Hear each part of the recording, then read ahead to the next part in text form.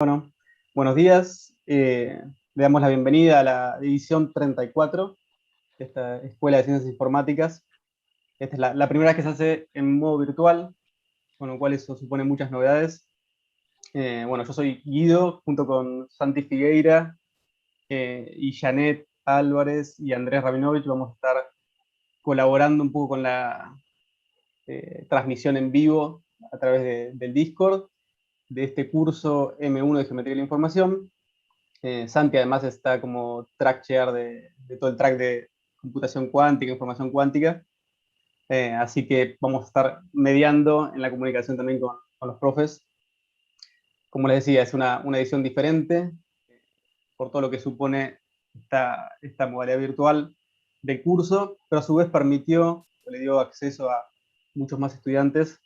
Hay cerca de 2.000 inscriptos en toda la escuela, lo cual es muchas veces lo que solía ocurrir en las ediciones anteriores de la escuela. Y este curso, el de Geometría de la Información, tiene más de 300 inscriptos, alrededor de 360 inscriptos de más de 10 países, así que es toda una novedad y es una linda novedad en ese sentido. Bueno, sin mucho más preámbulo, me pone muy contento poder presentar a los profes de este curso, a Mariela Portesi, que es doctora en física, investigadora independiente en CONICET, el Instituto de Física de La Plata, y profesora adjunta de la Universidad de La Plata. Hola, Mari. Hola, ¿qué Eh, tal?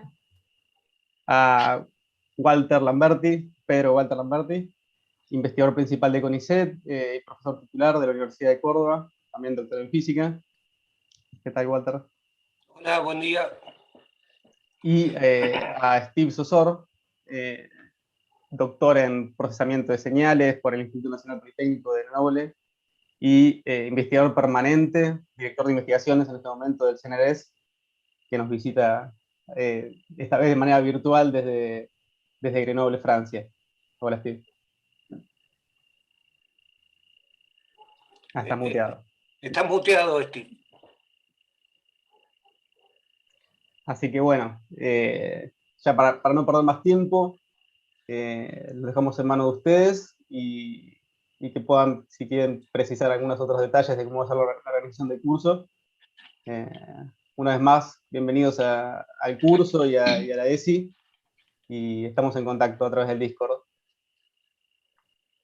Bueno, muy bien. Arrancamos a ver compartiendo pantalla. Ahí estamos, ¿no? ¿Se ve la presentación? Perfecto. Bueno, muchas gracias. Bueno, primero, antes que nada, bueno, darles la bienvenida a todos los que están del otro lado. Y nosotros también estamos en otros lados. Estamos, bueno, mis colegas y yo en distintos puntos del planeta, uno en Francia, otro en Córdoba, Argentina, y yo en La Plata, Argentina. Así que bueno, venimos no solamente ustedes de distintos lugares, sino nosotros también, y es un gusto, estamos bueno, muy agradecidos a la organización de la Escuela de Ciencias Informáticas del Departamento de Computación de la UBA, que nos haya invitado a presentar este curso, y esperemos que, bueno, que sea de interés de la audiencia. Entonces, bueno, arrancamos, vamos a hablar un poquito de la organización del curso y después ya arrancamos con los temas específicos. Entonces, este curso es un curso sobre geometría de la información, y ahora vamos a ver un poco qué es esto. Va a estar a cargo, una parte a cargo mío, otra parte a cargo de Steve Sosor, y otra parte a cargo de Pedro Walter Lamberti. Nos vamos a ver todas las mañanas de esta semana, de 9 a 12. Esperen que pueda pasar. Bueno, voy a comentar la presentación del curso y después voy a comentar rápidamente las distintas partes que van a formar mi presentación, ¿sí? Y cómo lo vamos a ir organizando. Entonces, para arrancar y poner un marco general, la geometría de la información, o Information Geometry, surge del análisis de estructuras geométricas en inferencia estadística, básicamente. Y conjuga grandes teorías con un enfoque novedoso e interesante, y con aplicaciones conjuga la teoría de probabilidades, la teoría de la información y la geometría diferencial. Y entonces se dedica al estudio de variedades estadísticas, que son espacios donde cada punto de la variedad, del manifold, ¿sí?, corresponde a una distribución de probabilidad parametrizada, una distribución de probabilidad en términos de parámetros. Eso lo ubicamos en un espacio y se forma la variedad estadística, y el estudio de la geometría, de las distintas estructuras geométricas, o particularidades o propiedades en esa variedad, bueno, da lugar a toda esta área. Y entonces vamos a ver cómo hay formas de medir distancias, ángulos, volúmenes, entre distribuciones de probabilidad paramétricas, y en términos de contenido informacional que tienen asociadas esas distribuciones de probabilidad. Y una de las herramientas principales va a ser la métrica de información, la métrica de Fisher. Los trabajos iniciales en el área de geometría de la información se deben a un japonés, así que ahora estamos en Japón, estamos en todos lados, estamos en Japón. Algunos habrán dormido poco por seguir los Juegos Olímpicos. Junichi Amari, un señor muy grande en este momento, pero hace unos 20 años o así, comenzó con él y su grupo con este enfoque, y ha dado lugar a aplicaciones en áreas muy diversas, tanto en el área de información cuántica, en física mecánica estadística, en termodinámica, para estudiar transiciones de fase, en neurociencia computacional también, para ver las conexiones neuronales debidas a estímulos que recibe el cerebro, en procesamiento de imágenes, procesamiento de señales y otras muchas disciplinas. Entonces, acá solamente como para mostrar un poquito algunos libros de referencia en el área, tenemos el trabajo inicial de Amari, que es un libro de métodos de geometría diferencial en estadística, ¿sí?, que aparece en el 85. Él obviamente sus primeros trabajos son en japonés, después se traducen al inglés, y con Nagaoka sacan este libro, Métodos de Geometría de la Información, en el año 2000, ¿sí?, que sale en AMS y Oxford University Press. Más recientemente, bueno, hubo muchos artículos sobre este tema con distintas aplicaciones, como comentaba, y más recientemente se han compilado en algunos libros que pueden ser de interés, por el mismo Amari, sobre aplicaciones de geometría de información. Hay Jost,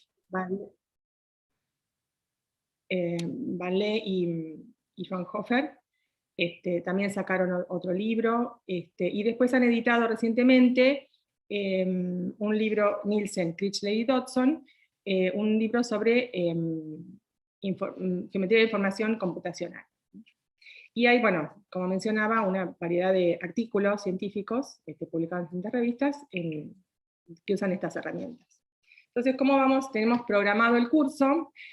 Vamos a ocuparnos de estas tres partes, y cada uno de los docentes va a estar a cargo de una de las partes, ¿sí? Y cada uno va a dar 3 clases. Así que bueno, empiezo por el temario, ¿sí? El temario, bueno, contiene una introducción a la teoría de probabilidades. Como la audiencia es muy vasta, ¿sí?, y de distintos grados de avance en carrera de grado, posgrado, distintas disciplinas, entonces, bueno, vamos a hacer una presentación introductoria de los temas, con elementos y nociones de las distintas áreas, para llegar al final a contar concretamente sobre geometría de información y mencionar algunas aplicaciones. Y entonces, bueno, va a ser a lo mejor introductorio para algunos, que ya lo tengan muy sabido, que sean más especialistas en alguna de estas áreas, pero nos va a servir para establecer un piso y un lenguaje, una notación, que entre nosotros 3, los docentes, bueno, esperamos que, digamos, ya que nos conocemos y venimos charlando del tema hace rato, bueno, la coherencia estaría dada. Entonces, en la parte que me toca a mí, que voy a hablar sobre temas de teoría de probabilidades, vamos a pasar por el concepto de probabilidad, algunas propiedades, sobre las variables aleatorias, reales principalmente, y las distribuciones de probabilidad, cantidades fundamentales en esta área, como son los momentos y otras medidas que surgen, que uno calcula con las probabilidades, las funciones generatrices, que son muy útiles para generar justamente las probabilidades de distintas situaciones. Hay distintas funciones generatrices, las vamos a mencionar. Vamos a ver algunos ejemplos, distribuciones multivariadas, y bueno, en situaciones clásicas y en sistemas cuánticos hablaremos sobre el operador de densidad. Después la otra pata de este curso es la teoría de la información, así que algunos elementos van a estar brindados en este caso por Steve. Bueno, va a hablar sobre entropía como medida de información faltante, como medida de ignorancia, sobre entropía conjunta y entropía condicional, y para eso, bueno, yo voy a haber hablado de probabilidades conjuntas y condicionales, entropía relativa e información mutua, cómo comparar distribuciones de probabilidad, qué relación hay entre entropía e información, distintas medidas entrópicas, como la entropía de Shannon, inicial, y generalizaciones, y medidas de contraste, como son las divergencias, la divergencia de Jensen-Shannon, las divergencias generalizadas, y algo sobre entropías y divergencias cuánticas.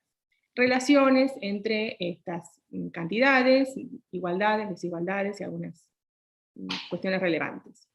Y la tercera parte, que introduce nociones de geometría diferencial, bueno, hacia armar la geometría de la información, va a estar a cargo de Pedro Lamberti.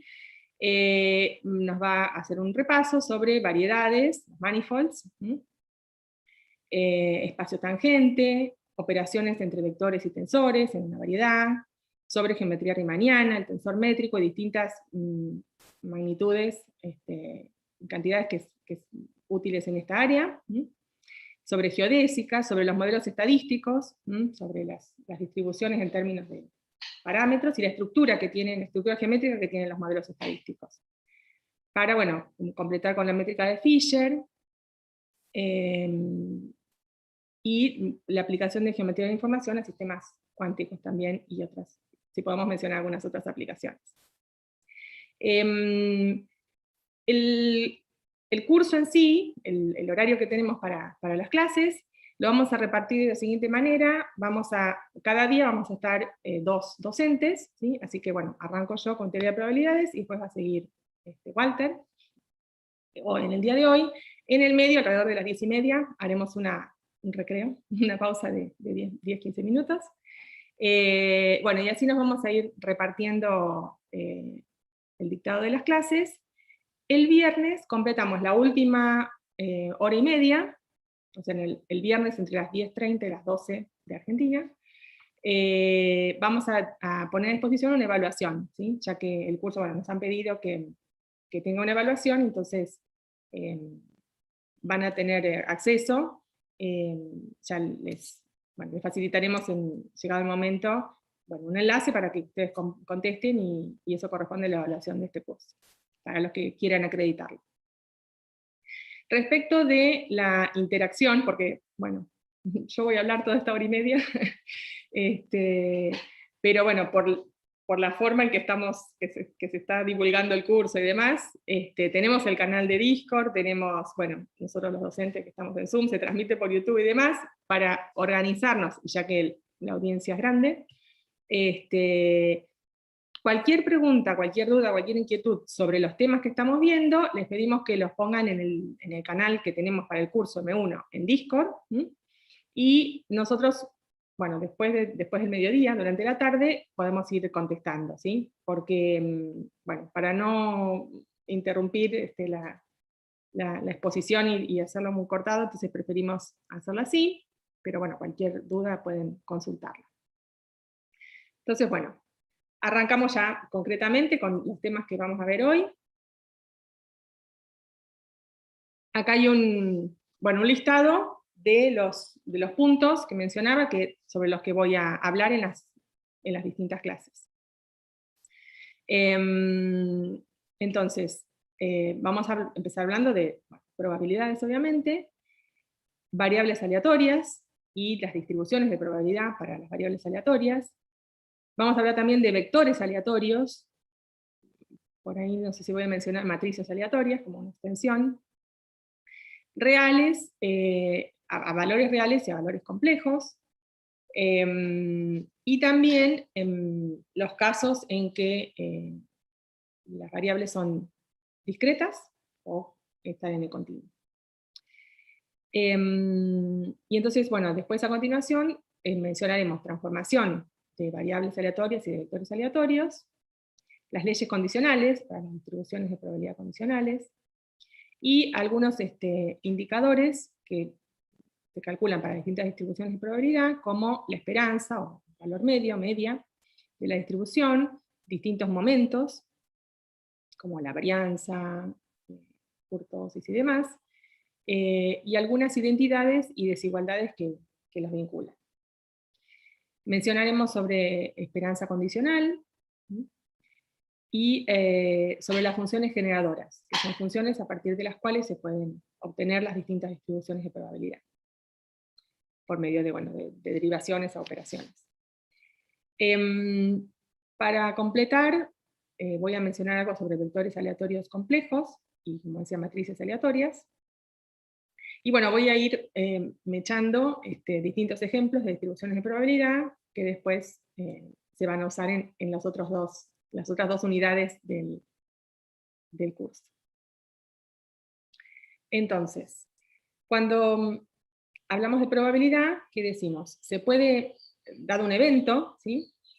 Un evento que llamaremos A, se puede asociar al evento entre un conjunto de resultados de un proceso, una medida de probabilidad. Y esa medida de probabilidad vamos a denotar P de A. Los axiomas de Kolmogorov nos dan requisitos suficientes para determinar justamente las propiedades de esta medida. Son 3 axiomas, y bueno, ya los veremos. A ver.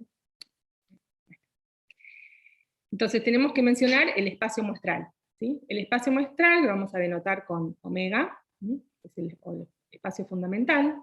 Es el espacio que tiene las muestras o resultados, ¿sí? Outcomes, omega chica, forman el espacio muestral. Esos son los resultados. Como ejemplo, bueno, me voy a referir bastante a un dado de 6 caras, ya que digamos, todo el tema de probabilidades y aleatoriedad y todo surgió un poco a partir de los juegos en la antigüedad. Nos vamos a referir bueno, en el ejemplo de un dado de 6 caras. Omega, el espacio muestral o espacio fundamental, va a ser el conjunto de caras, ¿sí? O sea, las 6 caras. Y las podemos identificar, entonces eso nos va a facilitar después el mencionarlas y aludir a ellas. Las podemos poner etiquetas, ¿sí? Podemos llamarlas A, B, C, D, F, o podemos llamarla alfa, beta, gamma, no lleguemos a delta, o con los números naturales, lo más natural, del 1 al 6. ¿Sí? Entonces tenemos, bueno, en nuestro espacio muestral son la cara 1, la cara 2, la cara 3, etc., hasta la cara 6.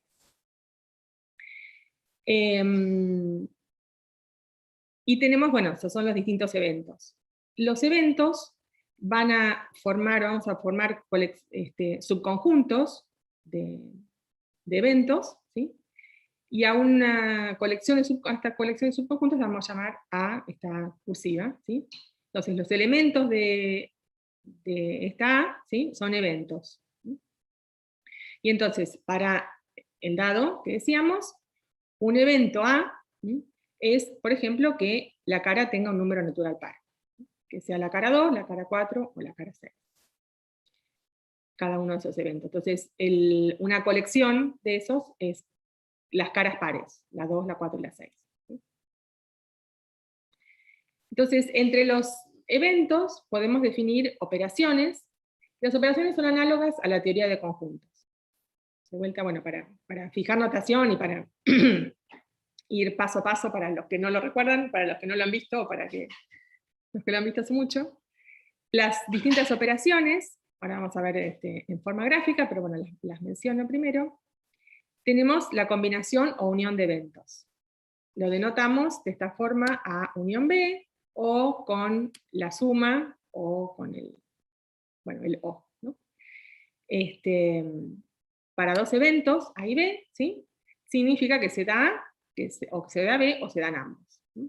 Entonces, por ejemplo, en el dado de 6 caras, si A son los eventos es una cara par, y B son los eventos es una cara con un número menor o igual a 3, entonces la unión de esos dos eventos es que sean 2, 4 y 6, pero además el 1 y el 3, ¿sí?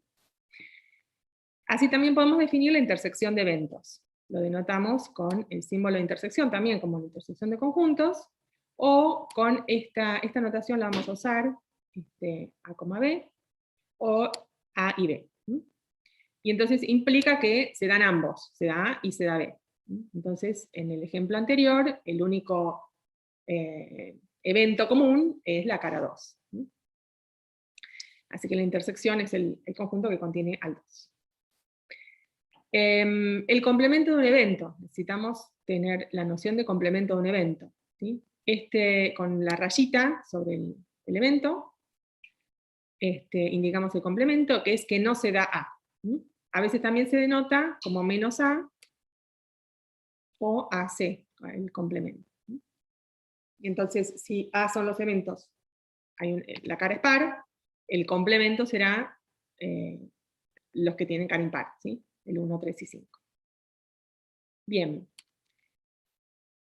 Los eventos disjuntos, o mutuamente excluyentes, o eventos también los llamamos incompatibles, ¿sí? Son aquellos que no se pueden dar simultáneamente, no se superponen. Y entonces la intersección entre los eventos es el evento nulo. Bueno, lo denotamos en notación de conjunto, como el conjunto vacío, pero corresponde al evento nulo. Y es, o sea, un evento que no puede ocurrir. Que en el dado salga un 7, si yo las numeré de 1 a 6, ¿no? Al dado de 6 caras. Hay dados con más caras, pero bueno, vamos a referirnos al común, al estándar. Y el evento nulo lo podemos también pensar como complemento del espacio muestral. Ya que el espacio muestral fundamental contiene a todos los eventos. Bien, entonces, dos eventos disjuntos, por ejemplo, son que salga una cara par y que salga una cara impar. Esos eventos son mutuamente excluyentes. Sale par o sale impar. También decimos disjuntos o incompatibles. Y otra operación que vamos a mencionar, la denotamos de esta forma, o si no, también como A menos B, o A intersección el complemento de B, lo que indica es que se realiza el evento A, pero no el evento B. Entonces, que yo tenga una cara par de un dado, pero no sea menor o igual que 3, ¿sí? Me deja solamente con los eventos 4 y 6. Entonces, esto, como decía, uno lo puede pensar en términos de conjuntos, que es una visión muy, muy útil. Y entonces las propiedades de unión y de intersección de eventos siguen las de conjuntos, ¿sí? Como la conmutatividad, tanto para la unión como para la intersección, la asociatividad para ambas operaciones, y la distributividad de la unión con respecto a la intersección y la intersección respecto a la unión de eventos.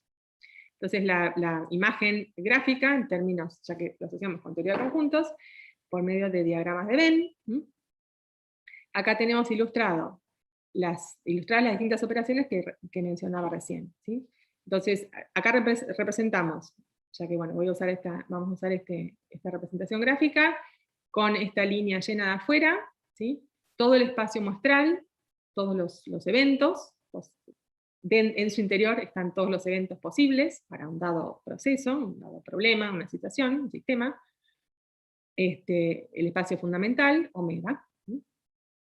Y acá identificamos dos eventos en particular, que lo vamos a denotar con esta línea llena, su interior, digamos, son es el evento A, y esta línea discontinua, cuyo interior es el evento B.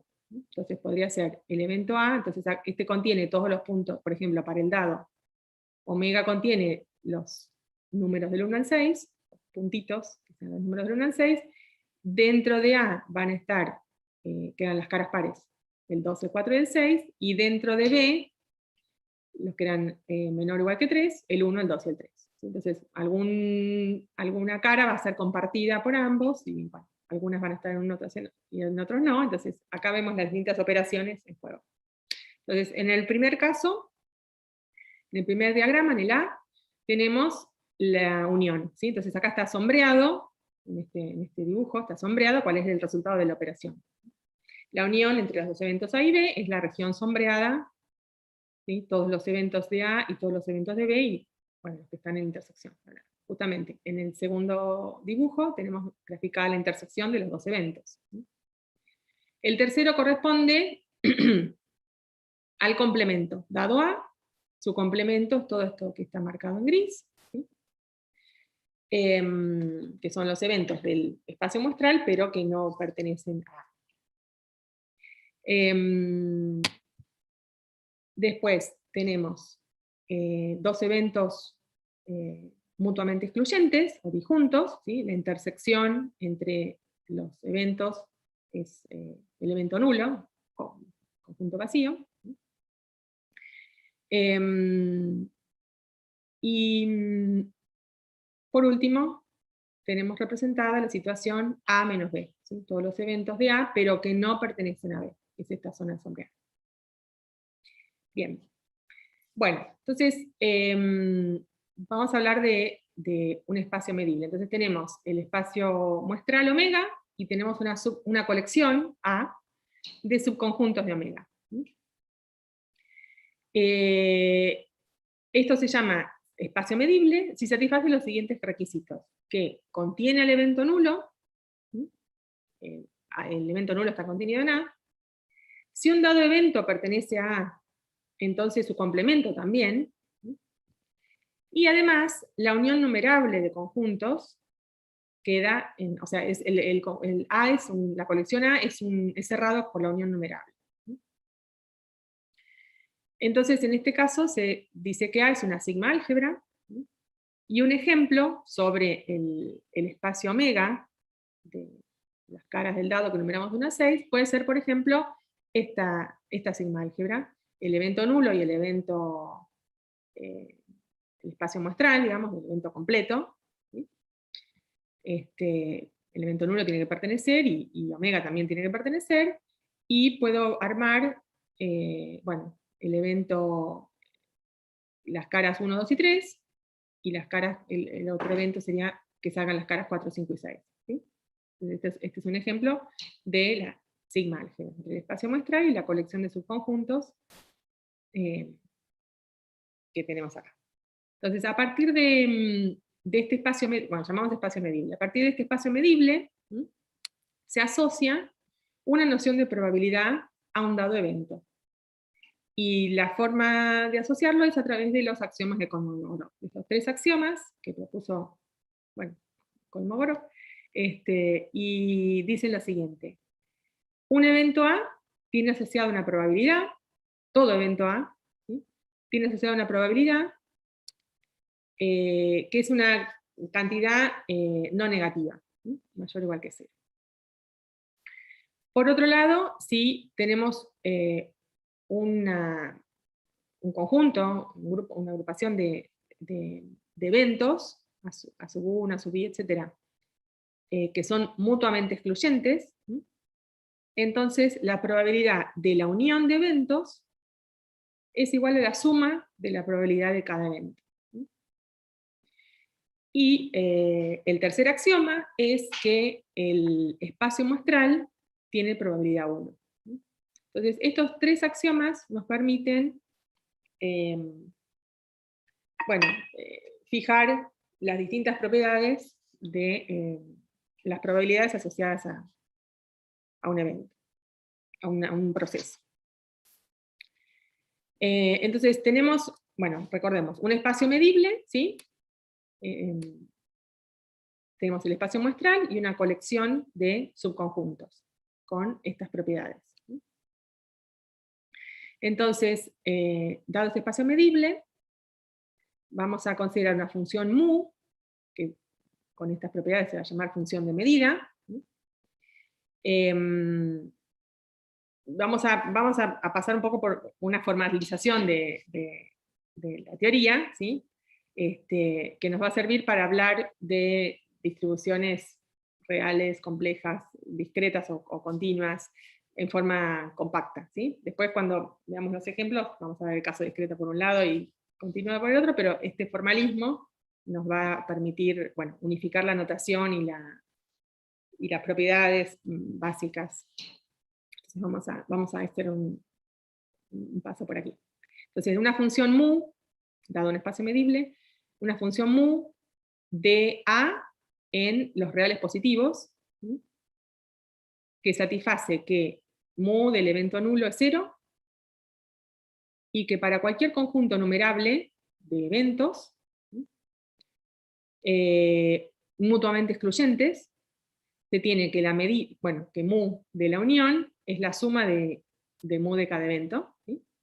Entonces, esa función mu se llama función medida. Es una función a valores reales positivos definida sobre conjuntos de eventos, de un espacio medible. Entonces, esta mu, que al evento nulo le asigna 0, y después a eventos mutuamente excluyentes actúa sobre la unión como una suma, es una función de medida. Y entonces, formamos con omega, a y mu, lo que se llama un espacio de medida. ¿Sí? Bien. Entonces, seguimos.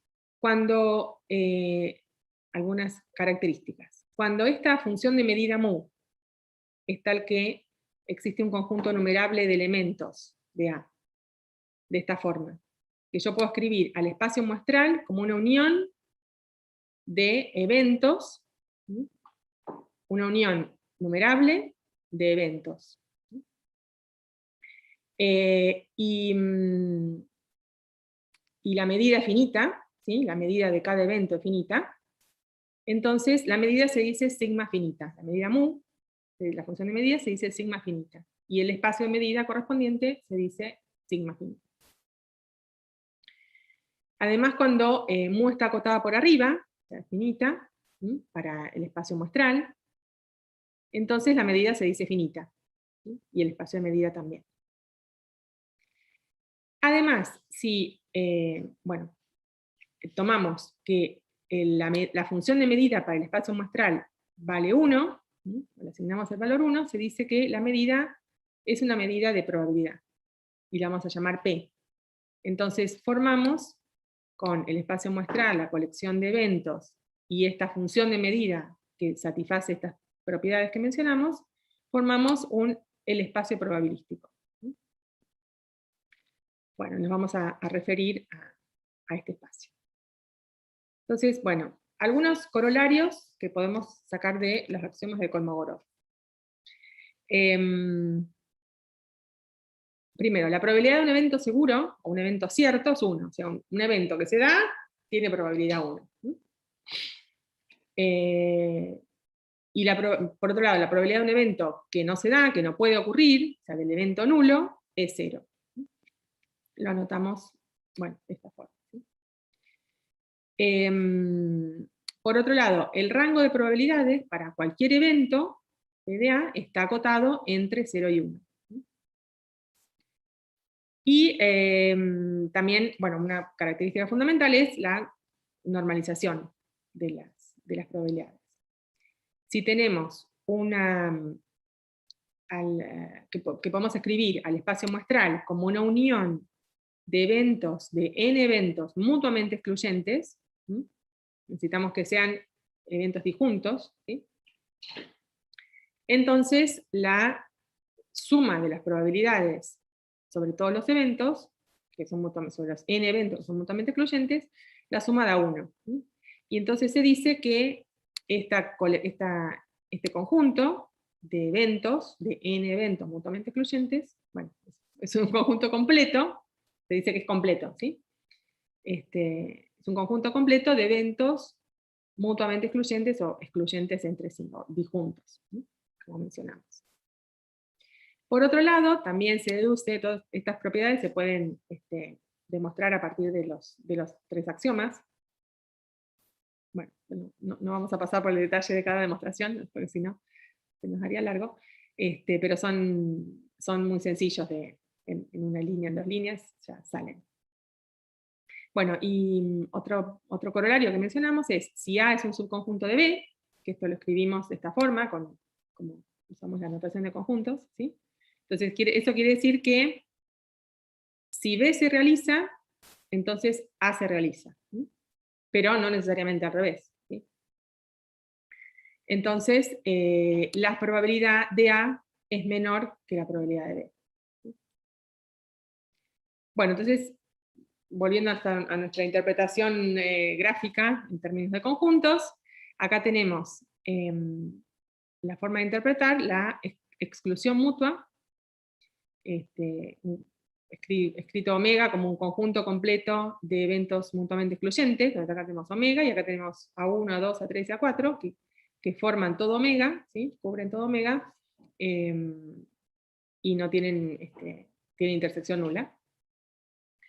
Y acá a la derecha tenemos el evento A, el interior de esta línea, el evento B, el interior de la otra línea, ¿sí? Entonces acá decimos, en términos de eventos, A está incluido en B, entonces la probabilidad de A es menor que la probabilidad asociada al evento B.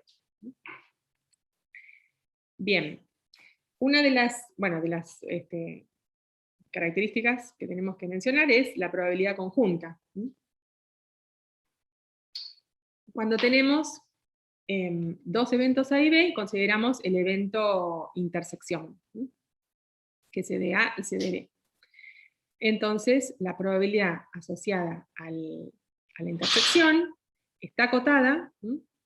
Entre 0 y el mínimo entre las probabilidades de A y de B, ¿sí? Y esto sale, la demostración sencillamente, de que la intersección está incluida en A y está incluida en B. Por lo tanto, la probabilidad de intersección va a ser menor que la de A y menor que la de B, o sea, menor que el mínimo de las dos, ¿sí? Y por otro lado, bueno, trivialmente mayor o igual que 0. Otra propiedad que tenemos que mencionar es que si tenemos 2 eventos mutuamente excluyentes, entonces es un evento nulo, ¿sí? La intersección es el evento nulo, con lo cual la probabilidad asociada a 2 eventos mutuamente excluyentes es 0. Por otro lado, si tenemos un conjunto completo de eventos, como mencionaba antes, mutuamente excluyentes, entonces tenemos que si yo tomo la probabilidad de la intersección de eventos de A con cada BJ y sumo, esto es lo mismo que la probabilidad de A. O sea, esto es cuando, entonces, insisto, cuando B1, BM son eventos mutuamente excluyentes y forman un conjunto completo. Y esto, bueno, acá hay un sketch de la demostración. Bien. Y tenemos también la ley de composición, que nos da lo siguiente. Cuando tenemos 2 eventos que no sean necesariamente mutuamente excluyentes, la probabilidad de la unión de eventos, ¿sí?, es la suma de las probabilidades menos la probabilidad de la intersección. O sea, en general, la probabilidad de la unión de eventos es menor o igual que la suma de las probabilidades. ¿En cuánto? En esta cantidad, ¿sí? Claramente, si los eventos son mutuamente excluyentes, la intersección es el evento nulo, esta probabilidad es 0, y entonces acá nos queda la igualdad, ¿sí? Esto es para 2 eventos. Si tenemos la unión de L eventos, entonces lo que podemos decir es que la probabilidad de la unión de los L eventos va a ser menor o igual que la suma, o sea, una extensión de esta desigualdad, que la suma de las probabilidades para cada evento. Y la igualdad, también como en el caso de 2, sale del segundo axioma de Kolmogorov justamente, o coincide, es la igualdad se tiene cuando los eventos son mutuamente excluyentes. Bien, pasamos a la probabilidad condicional. Entonces, se anota de esta forma, ¿sí? La probabilidad de A dado B. ¿Sí? Entonces, es la razón, el cociente, entre la probabilidad del evento conjunto, de que se dé A y B, ¿sí? Sobre la probabilidad de que se dé B. ¿Sí? Entonces, dado B, ¿cuál es la probabilidad de que salga A? ¿Sí? Obviamente cuando B no es el evento nulo, ¿no? Entonces, la expresión es P de A dado B, es P de A intersección B sobre P de B, cuando P de B es distinto de C. Como ejemplo, volvemos a nuestro dado de 6 caras. A son los eventos sale cara par, B son los eventos sale una cara con un número menor o igual que 3. Entonces, la probabilidad de que salga cara par, dado que la cara es menor o igual que 3, se calcula de esta forma. Entonces, esto es, de que la probabilidad de la intersección es solamente el evento 2, ¿sí? Entonces es un sexto, 1 de 6. La probabilidad de que salga B es un medio, porque es, la mitad de los eventos de las caras tienen un número menor o igual que 3. Así que la probabilidad condicional de que salga cara par, dado que salió un número menor o igual que 3, es un tercio. Bueno, y algunas propiedades que nos van a llevar a que estas probabilidades, estas cantidades también son una medida de probabilidad. Entonces, vamos a ver que satisfacen los axiomas de Kolmogorov. Entonces, siendo P una medida de probabilidad, entonces P de A dado B mayor o igual que 0, trivialmente por ser este cociente de cantidades positivas. Además de que la intersección está incluida en B, se puede decir que la probabilidad de la intersección es menor o igual que la probabilidad de B. O sea, como la probabilidad de B es menor o igual que 1, entonces, de última, el cociente, para hacer esta desigualdad, en el cociente, la probabilidad de A dado B es menor o igual que 1. Por otro lado, cuando tenemos, si queremos calcular la probabilidad de todos los eventos del espacio muestral, dado un evento B, claramente es 1, ¿sí? Y sale de la probabilidad de la intersección de omega con B es P de B, ¿sí? Porque la intersección es B. ¿Sí?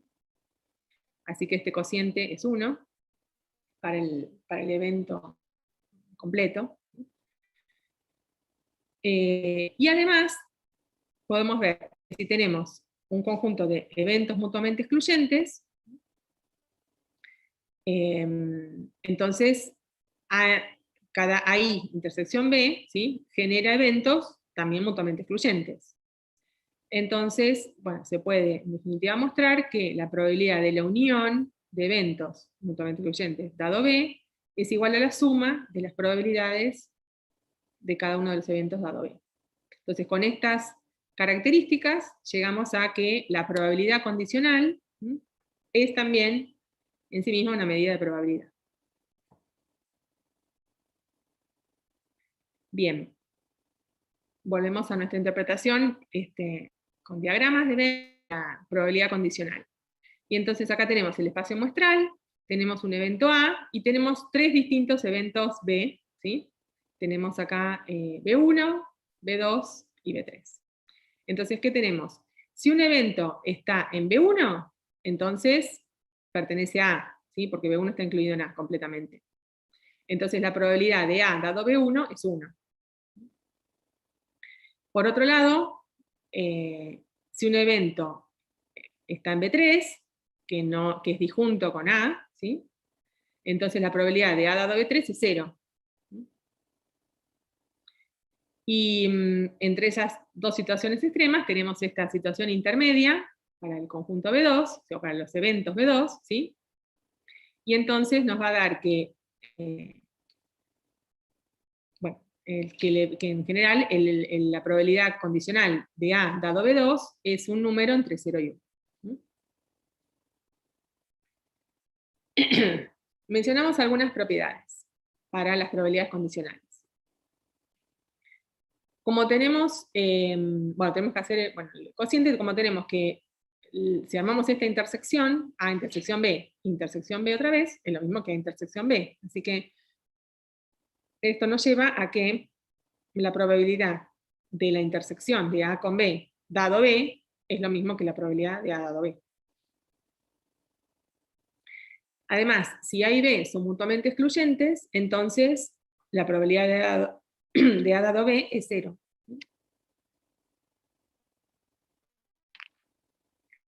Si tenemos B incluido en C, entonces, bueno, nos preguntamos cuál es la probabilidad de A dado B y C. Pero si B está incluido en C, es lo mismo que la probabilidad de A dado B. Y eso se puede mostrar en media línea. Respecto de la condición de normalización, para las probabilidades condicionales, si tenemos un conjunto completo de eventos excluyentes, entonces la probabilidad condicional de los A sub I dado un evento B, sumado sobre todos los eventos, es 1, o sea, está normalizada. Y también es interesante la relación entre probabilidades condicionales inversas. ¿Sí? La probabilidad de B dado A se vincula con la probabilidad de A dado B a través de este factor, ¿sí? Que en general es distinto de 1, ¿sí? Así que solamente coinciden las probabilidades condicionales inversas, solamente coinciden cuando A y B tienen la misma probabilidad de ocurrencia.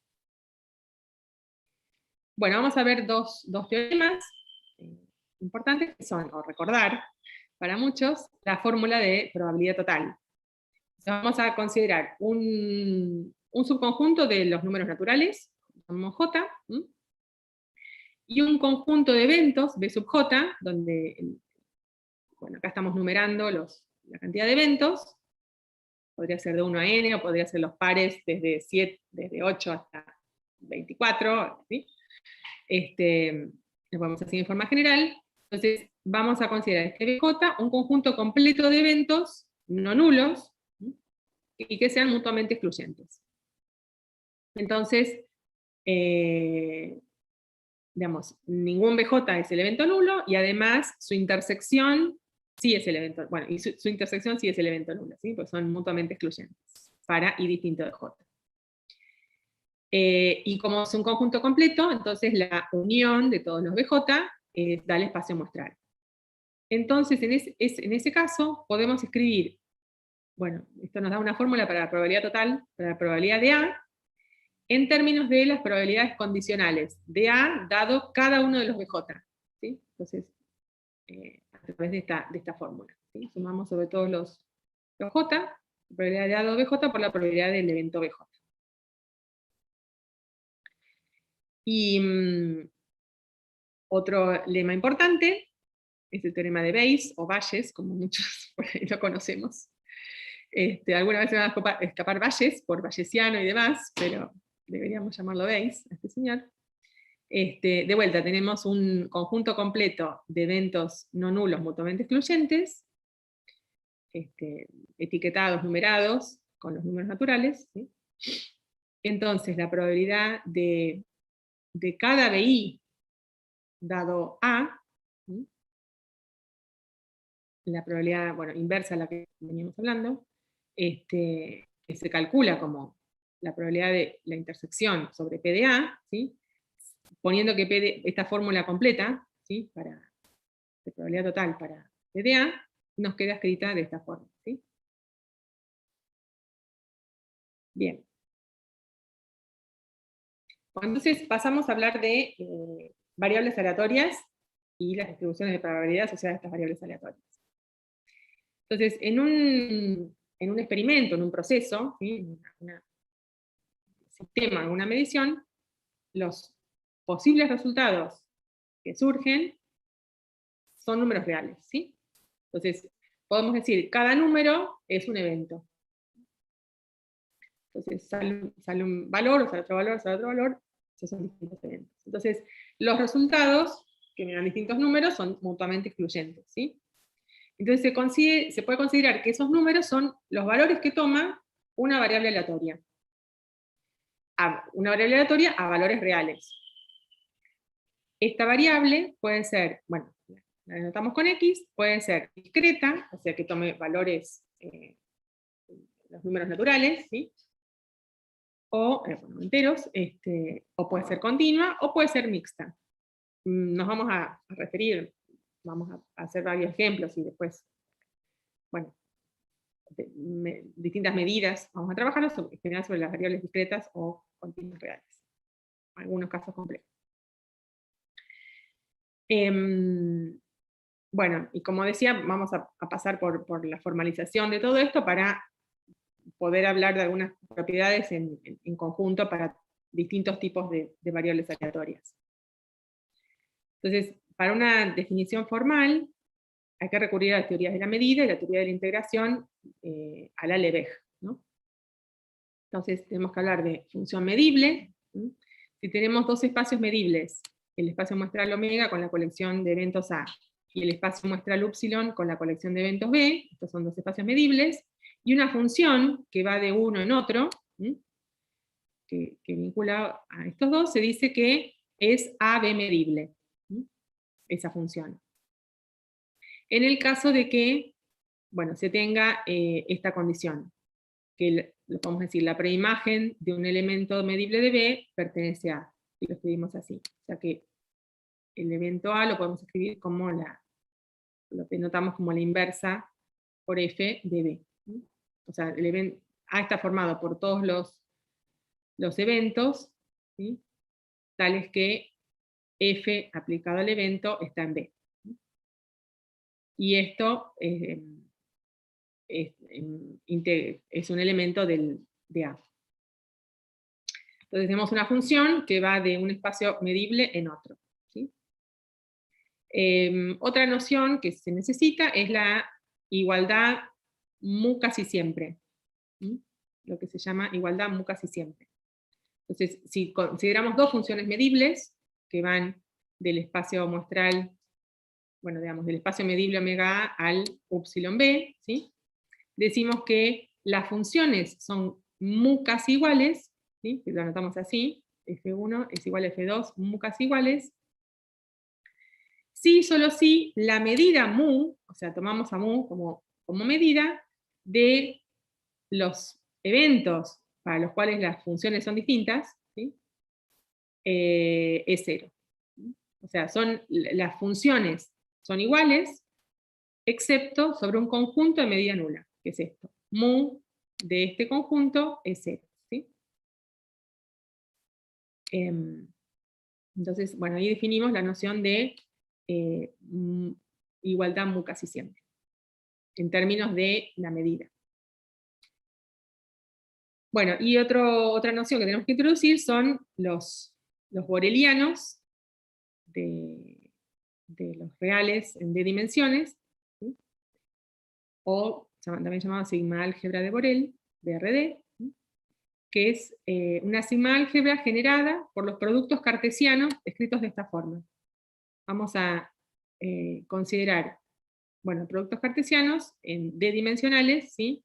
De menos infinito hasta un cierto valor, o puede ser también intervalos abiertos, o semiabiertos, finitos, ¿sí? O abiertos, de menos a más infinito para cada dimensión. O sea, tenemos las uniones o intersecciones numerables y complementos de estos intervalos. Bueno, entonces, voy a aclarar un poquito. Algunas cantidades que vamos a usar a lo largo del curso, entonces, bueno, acá hay varias notaciones, por ahí esto tiene muchas notaciones este slide. Una de las funciones que vamos a usar, que vamos a mencionar muy seguido, es la se llama función indicadora o indicatriz de un conjunto. ¿Qué es esto? Lo anotamos con el 1A de X, donde si X pertenece a A, vale 1, y si no pertenece a A, vale 0, ¿sí? Entonces eso nos sirve, por ejemplo, para definir un intervalo AB en la recta real, ¿sí? Para X entre A y B, asigno un 1 y afuera 0. La medida se define, bueno, la integración sobre un espacio de medida, tenemos un espacio de medida, un espacio muestral, la colección de eventos y una medida, una función medida mu, ¿sí? Se define de esta forma. Para todo A, para todo evento A, la integral en A de mu, ¿sí? La podemos escribir como la integral en todo el espacio muestral, introduciendo el indicador del conjunto A, ¿sí? Y entonces esto nos da la medida de A. La escribimos de esta forma.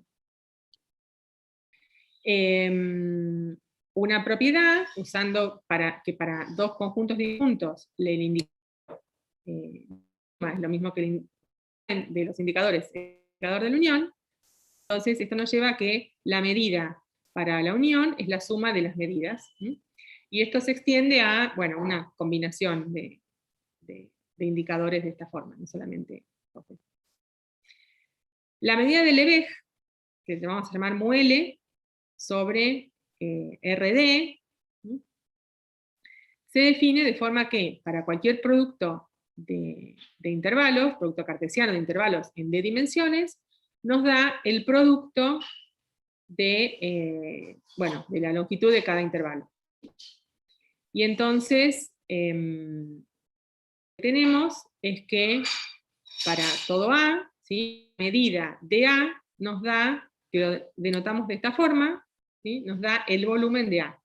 El volumen, bueno, en este caso, ¿no? Y entonces, también podemos decir que para una función suficientemente suave, vamos a tomar integración respecto de esta medida de Lebesgue, ¿sí?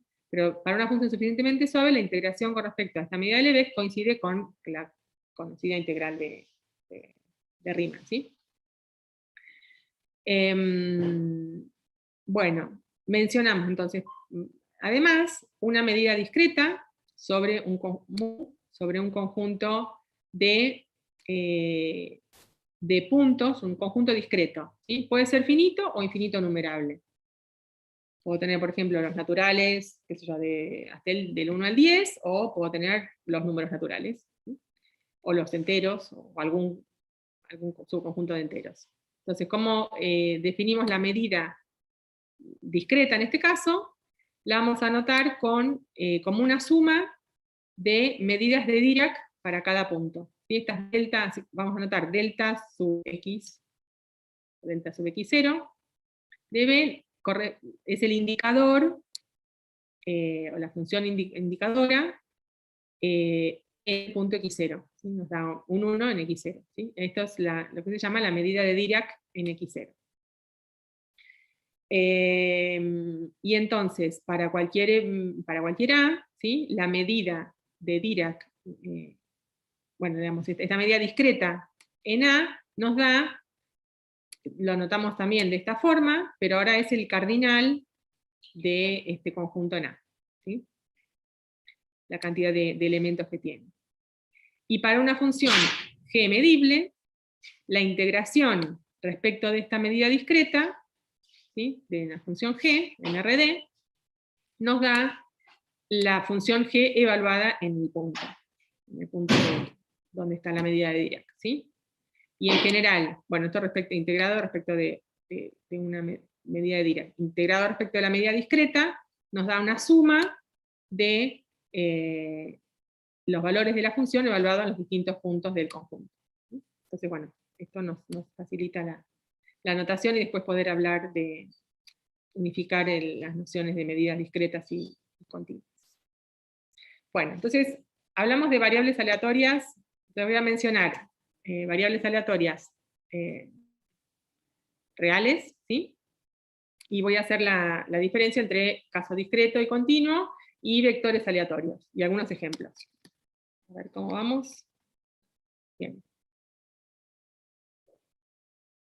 Una variable aleatoria es una función que va de este espacio medible a en los reales, ¿sí?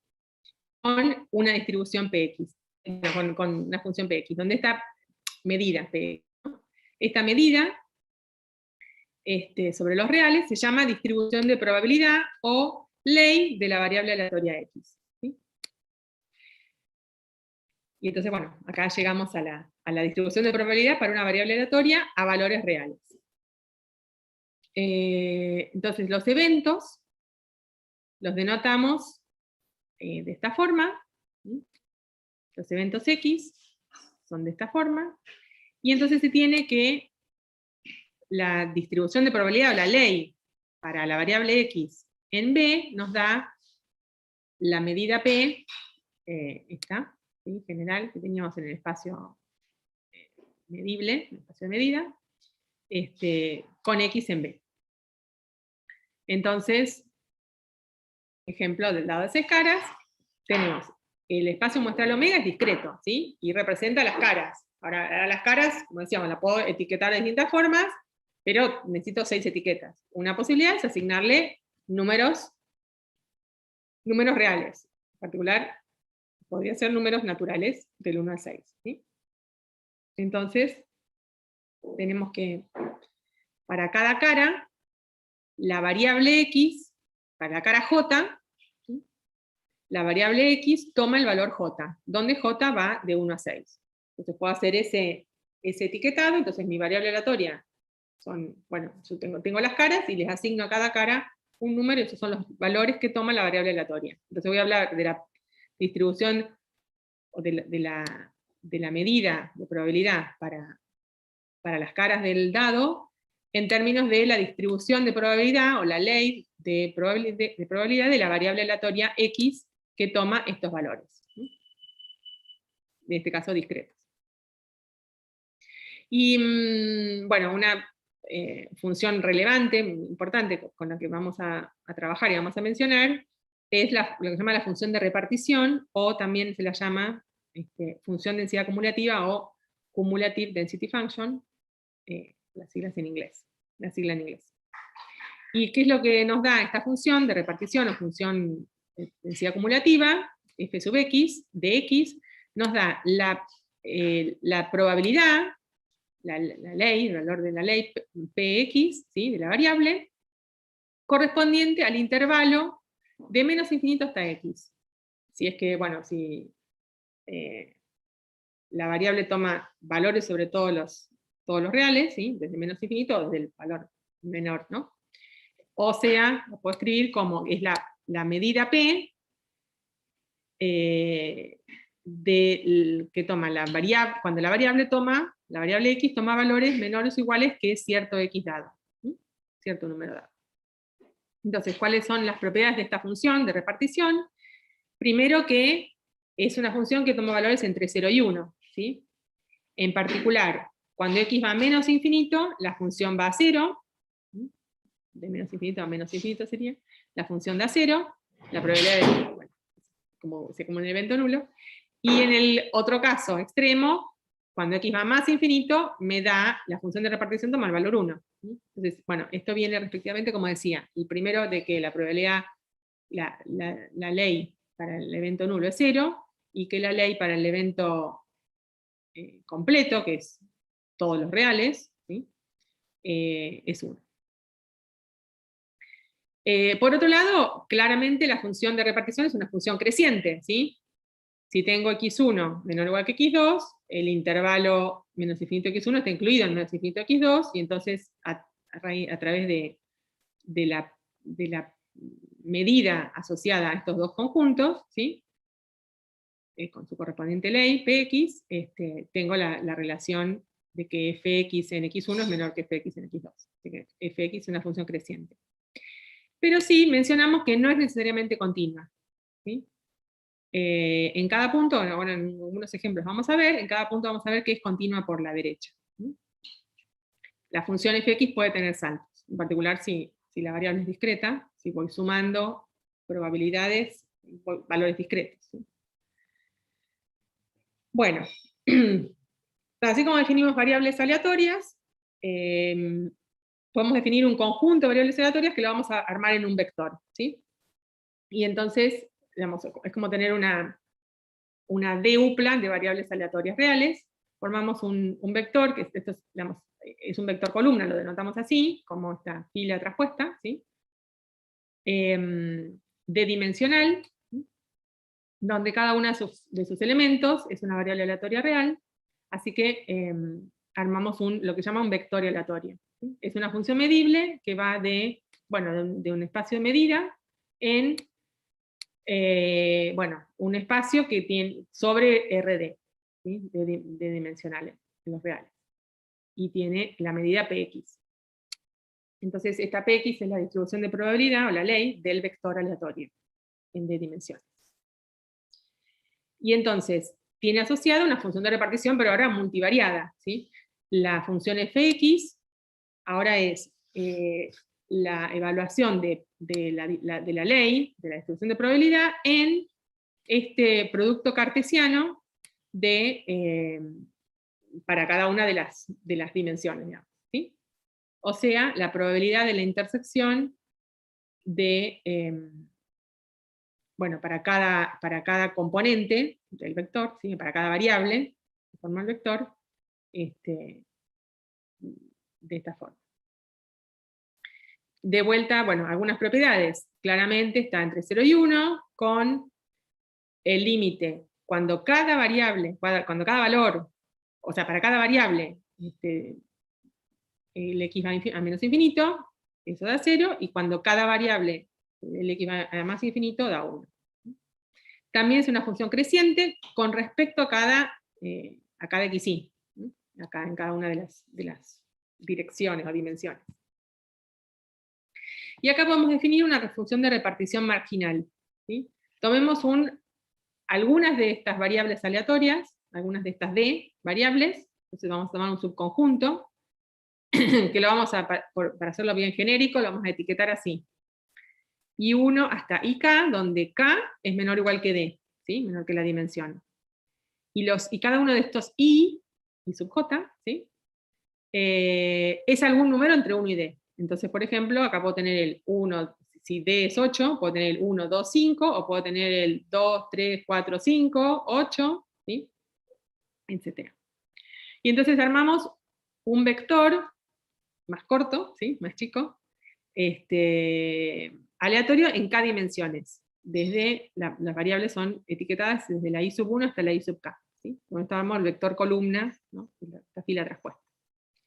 Entonces, ¿cuál es su función de repartición? Y se puede ver que es la función de repartición completa del vector d-dimensional, donde, que se llama función de repartición marginal, justamente, donde lo que hacemos es que vayan a infinito todos las variables, los x corresponden a las variables que no están entre las que yo elegí, ¿sí? O sea,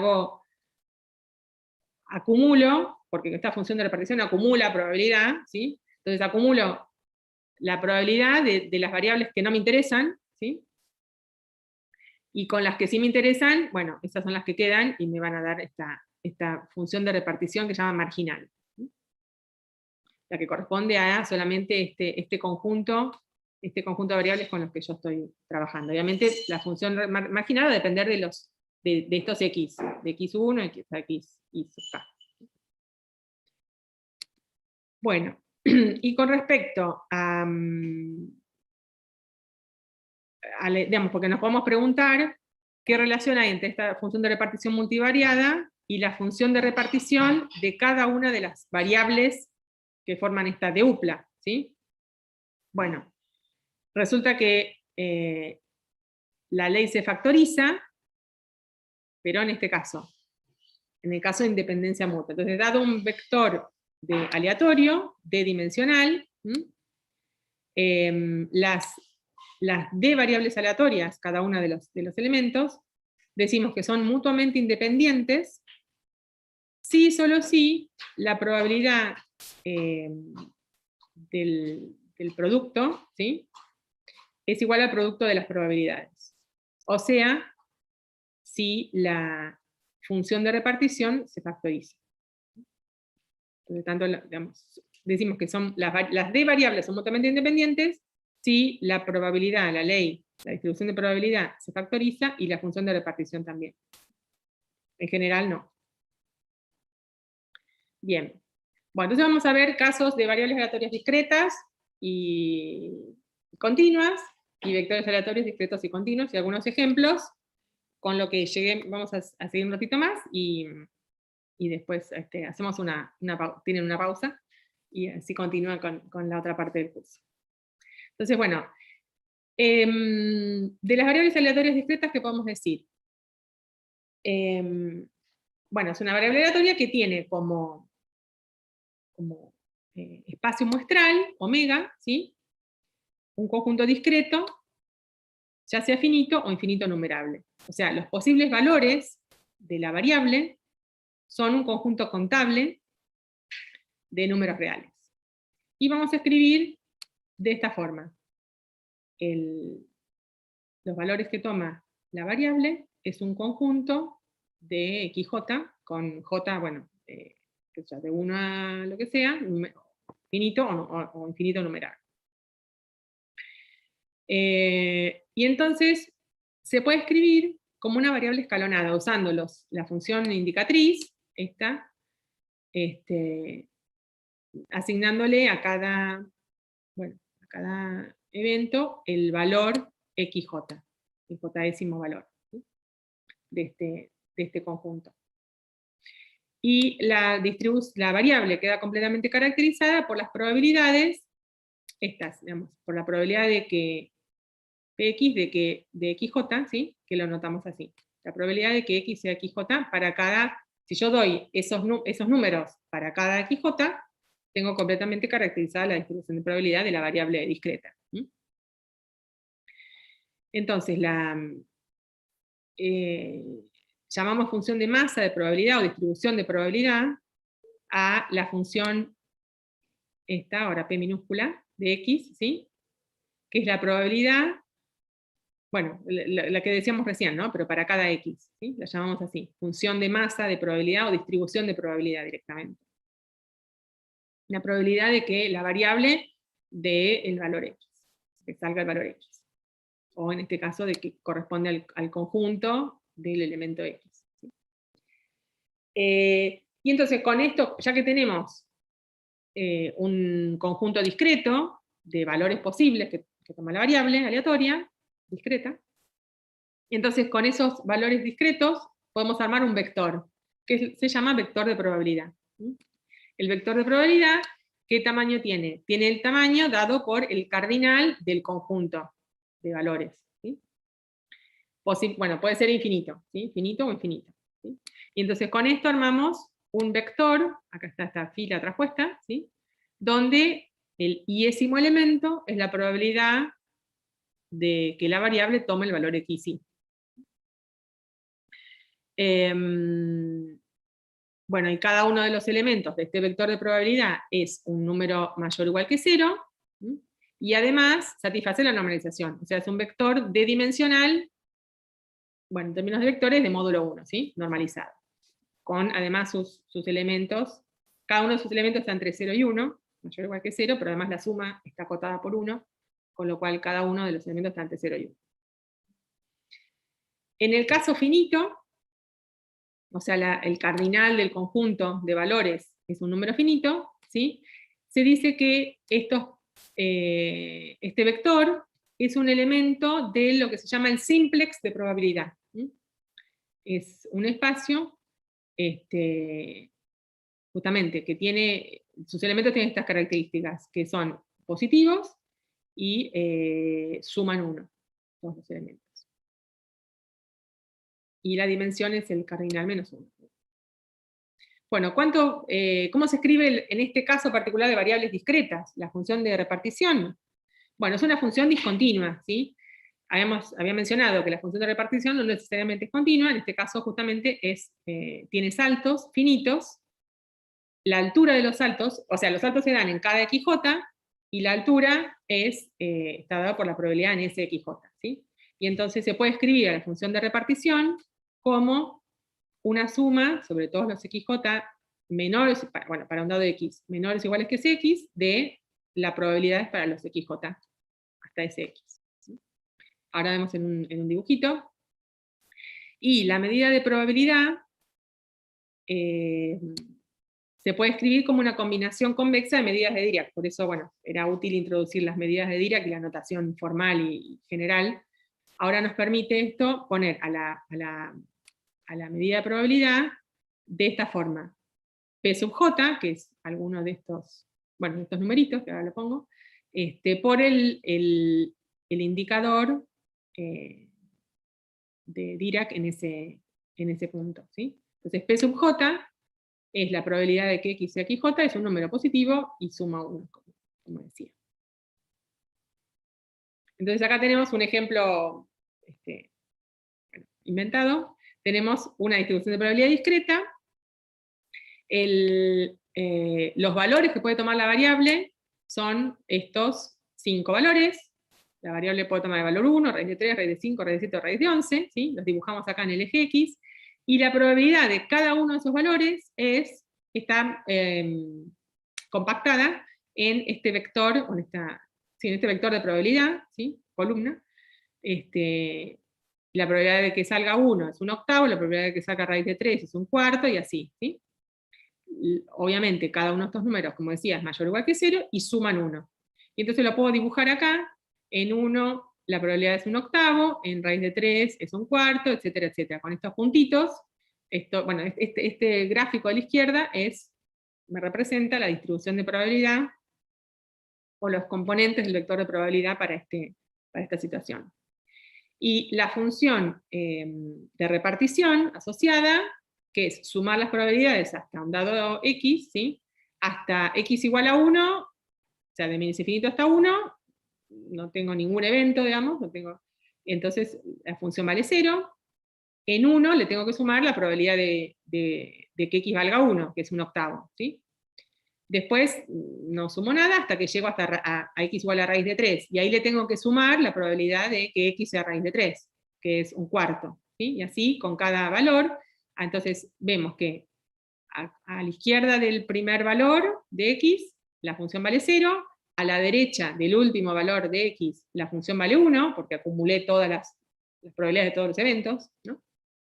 Es una función creciente, es escalonada, o sea, tiene saltos en cada valor de x, y el salto la altura del salto es la probabilidad en cada x, cada uno de esos x, ¿sí? Y acá vemos que lo de la discontinuidad, ¿sí? Tiene un salto finito, y asociamos el valor acá, ¿no? La función de repartición en 1 es un octavo, en raíz de 3 es 3 octavos, ¿sí? La continuidad es por la derecha. Bien, creo que acá. Bueno, tenemos dos casos especiales como extremos, que los mencionamos, y justamente tienen una relación fundamental con todo lo que son las medidas de información. Por un lado, el caso con certeza, que significa que uno de los x, acá, ¿sí? Es cierto, o decimos es seguro, sale, ¿sí? Sale ese caso, ¿sí? Y ninguno de los otros ocurre.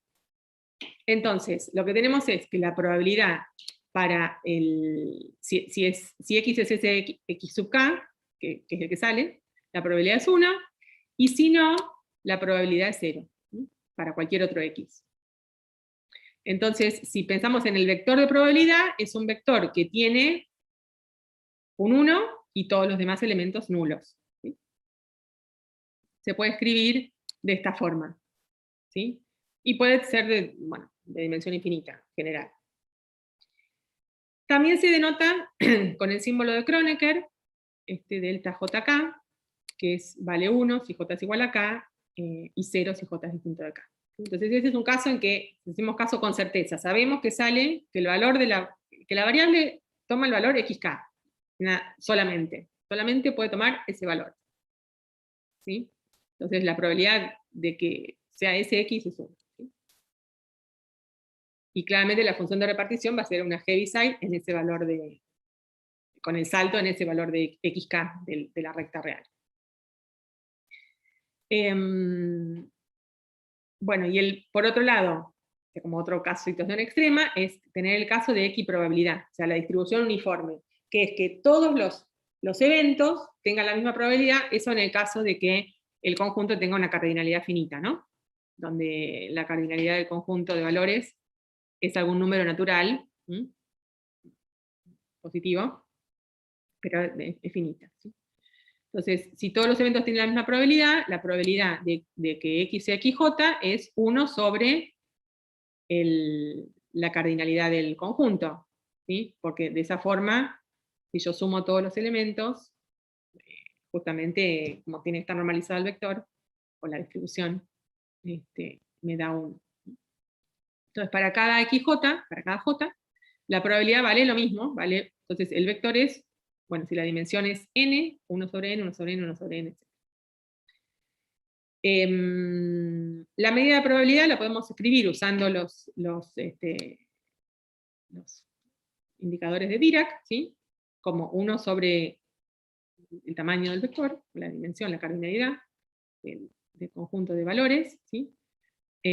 Sumando los deltas para cada uno de los valores de XJ. Y entonces la función de repartición, ¿cómo queda en este caso? Es una función escalonada, que tiene saltos, todos los saltos de la misma altura, 1 sobre el tamaño, ¿sí? Y los saltos lo tienen cada XJ. ¿Sí? Aunque no necesariamente pueden estar X espaciados los XJ, ¿no? Pero los saltos son todos de la misma altura, en este caso. A ver. Bueno, es importante, voy a decir 2 o 3 cositas más, importante para comparar distribuciones discretas, la noción de mayorización. Entonces, para comparar distribuciones discretas, primero lo que hacemos es ordenarlas de cierta forma, y es ordenarlas, el vector de probabilidad, con sus elementos en orden decreciente. Entonces lo vamos a anotar con esta flechita, con la flechita para abajo. Va a ser, dado un vector de probabilidad, yo lo reordeno poniendo el mayor de los elementos primero, y así hasta el último en orden decreciente, ¿sí? Lo único que hacemos es permutar los elementos, hasta tener la forma decreciente. Entonces, el primer elemento del vector reordenado es más grande que el segundo elemento, es más grande que el tercero, ¿sí? Es más grande que el último, que tiene la medida de la cardinalidad, ¿no?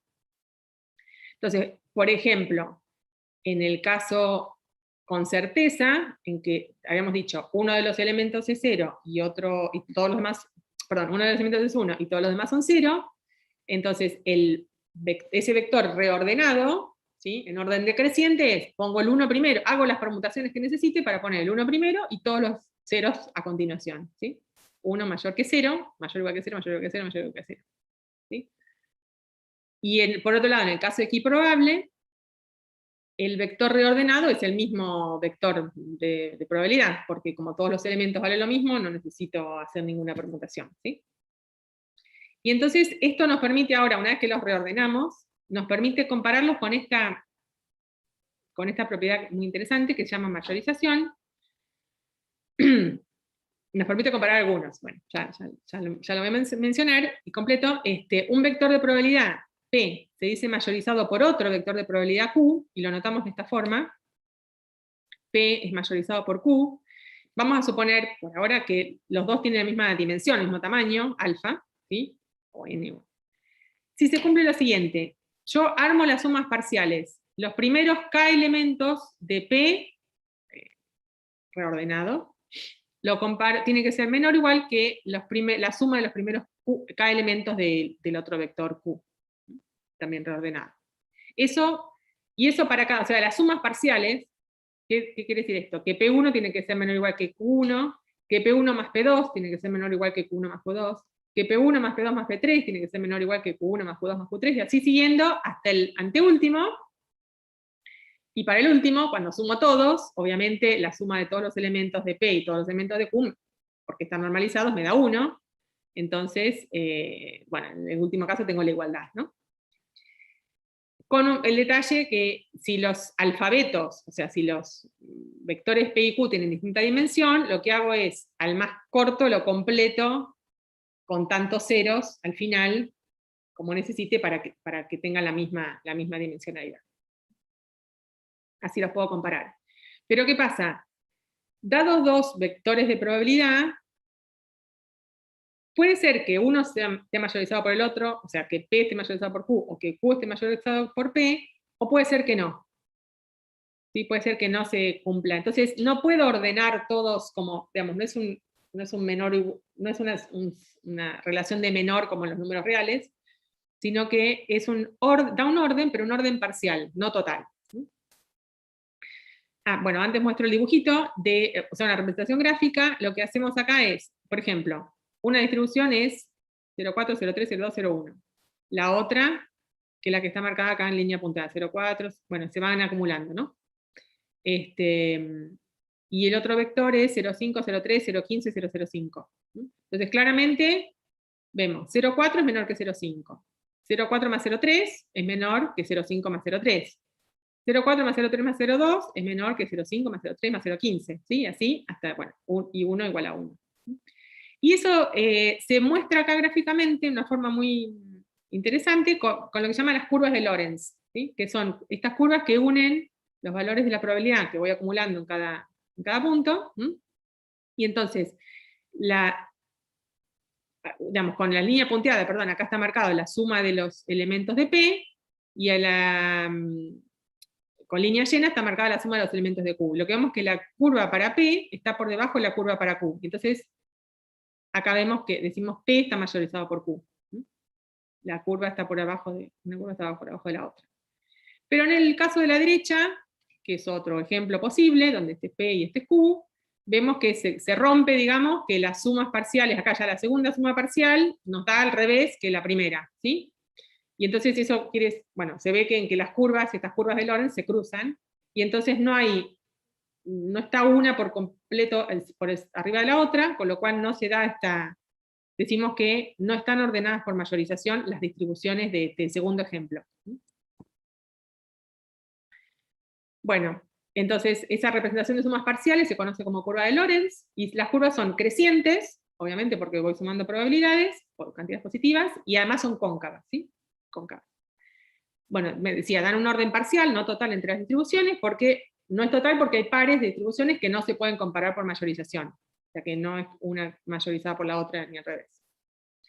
Y además, muy interesante es que, dado cualquier distribución P de tamaño cualquier vector de probabilidad de dimensión alfa, tamaño alfa, se cumple esta relación entre las probabilidades extremas que mencionaba, ¿sí? P está mayorizado por el elemento de certeza, ¿sí? Pero, por otro lado, cualquier P, ¿no? Cualquier P mayoriza al caso de equiprobabilidad, ¿sí? Entonces, estas dos distribuciones, por eso decía que eran extremas, el de equiprobabilidad, la situación de equiprobabilidad, corresponde a ignorancia máxima, porque cualquier evento puede tener la misma probabilidad. Por otro lado, el evento cierto corresponde a un conocimiento completo, ¿sí? Cualquier distribución que no sea ninguna de estas dos es intermedia en el sentido de mayorización. O sea, acá sí P se puede comparar, cualquier distribución P se puede comparar con la de ignorancia máxima, o sea, la equiprobable, o con la de certeza completa. Bueno, y esta relación va a ser importante en términos entrópicos. Ay, perdón. Algo se salió. Bueno, creo que, a ver, voy a cortar acá. A ver, tuve un problemita para compartir la pantalla. Ahí, bueno. Creo que voy a cortar acá, porque ya estaríamos en hora de dejar a mi colega. Bueno, venían algunos ejemplos digamos, algunas distribuciones, la ley de Bernoulli, pero las puedo mencionar mañana, la ley binomial, la ley de Poisson, y después hablar de variables continuas, vectores aleatorios, y seguir con algunas características. Pero corto acá, ¿sí? Walter, si te parece, lo que vamos a hacer es unos 10 minutos de pausa, y después, así, bueno. Perfecto, 10 minutos y bueno, volvemos. Muy bien. Entonces, y 40 continuamos.